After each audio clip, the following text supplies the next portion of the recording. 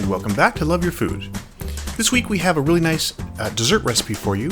This is a gluten-free and completely vegan oatmeal peanut butter cookie, and we're using some dried cherries in there as well, but you can use whatever you like. You can have raisins, you can even put a little bit of dark chocolate in there as well. Very, very simple recipe, and we're going to get started with our ingredients. So we're going to start with some oats.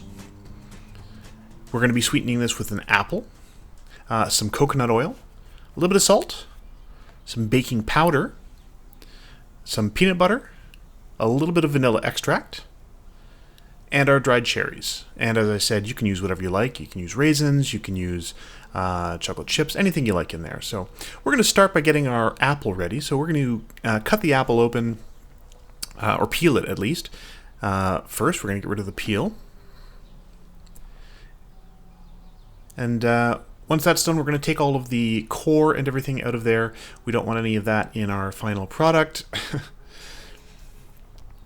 But we're going to be making pretty extensive use of the food processor for this one. So we're going to take the core out, we're going to take the skin off, and just carefully, if you have an apple corer, you can use to do this portion as well. Now, if you don't have a food processor, you can also just use a grater for this, but we're going to be doing the whole process in the food processor. We're going to be blending everything together all at once. So we're going to get our apple onto the grating disc in our food processor and make sure that it's nicely grated all the way down.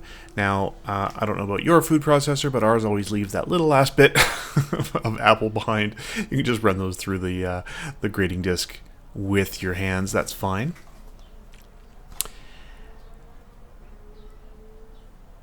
And this is going to provide sweetness and also a little bit of hydration for these cookies.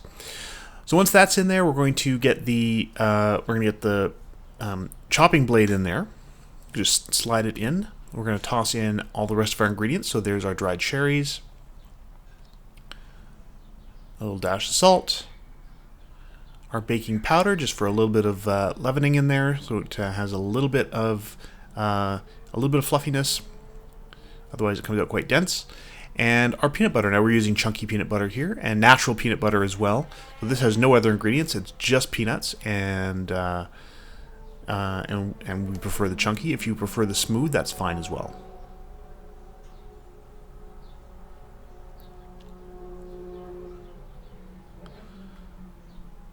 So once you get all that peanut butter into your food processor bowl, we are going to add just a little bit of our vanilla extract. Now we're using double strength, so do check the ingredients for the in the description below for the correct amounts. And then we're going to pop the lid on, and we're just going to give that a little pulse. We don't want it to get super smooth or anything. We do want it to still have a lot of texture. These are kind of like a granola cookie, honestly. They're going to be not a particularly super fine and smooth texture like a chocolate chip cookie. It's going to be a little bit chunky. It's going to have whole oats and pieces of oats in there for sure.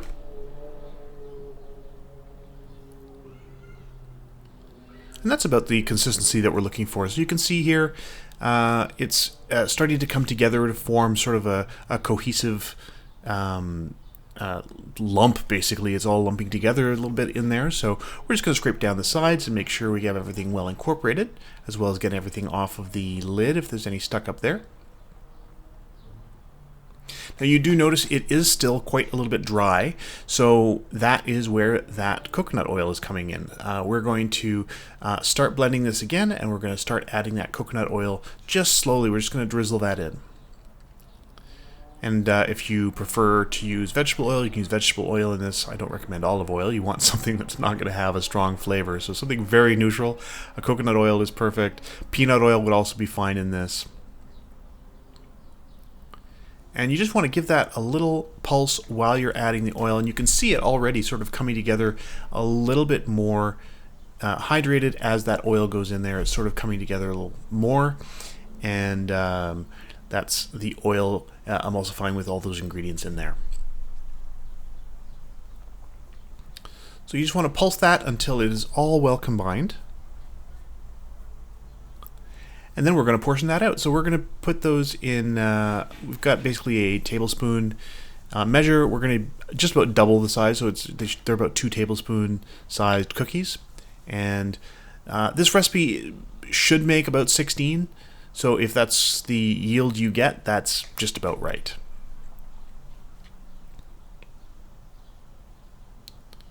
So there we go. Now these don't have any butter or anything in them. They are vegan, so they're not going to melt and sort of flow in the oven. So what we're looking for, we do want to flatten them a little bit, and you can use whatever you like. Classic for peanut butter cookies is just to use a fork twice. You can use your hands like this. You can use the back of the spoon, whatever you like, for a nice pattern on top. You can use a fancy cut glass. Glass or bottle to get a nice pattern on top, whatever you prefer. Now those are going to go in the oven, and we're going to put them in for it was about 9 minutes, turn, and then 9 minutes again. So we'll just show you here. You can see them. They are starting to bake a little bit. They don't look very different, but you want to wait until you see a little bit of brown coming up from the bottom, and that's how you know they're done. And we're just going to pop that back in. So we did this for 9 minutes, turn, and then 9 minutes, and that was just about exactly right. So there we go. That comes out after the second 9 minutes, and you can see just a little tiny bit of brown along the bottom of those cookies, just where they're coming away from the parchment. And when they come out of the oven, they're very tender, so you do want to let them cool a little bit before you start trying to handle them. So we let these get pretty cool before we took them off the baking sheet and put them onto a rack like this. So we're just going to show you here. You have that little bit of nice color on the bottom. If you want a little bit more color than that, they can take a little bit more baking. But that's it. That's the whole thing. They're very, very simple. They were really delicious. They are, as I said earlier, vegan. They are gluten-free. Absolutely delicious. Not too sweet, which is a big bonus for us. But if you do like them a little sweeter, you can always add a little bit of maple syrup. So if you like this recipe, please do like and subscribe. And if you have any recipes you'd like to see Chef Caleb try on the channel, please let us know in the comments below. And remember to love your food.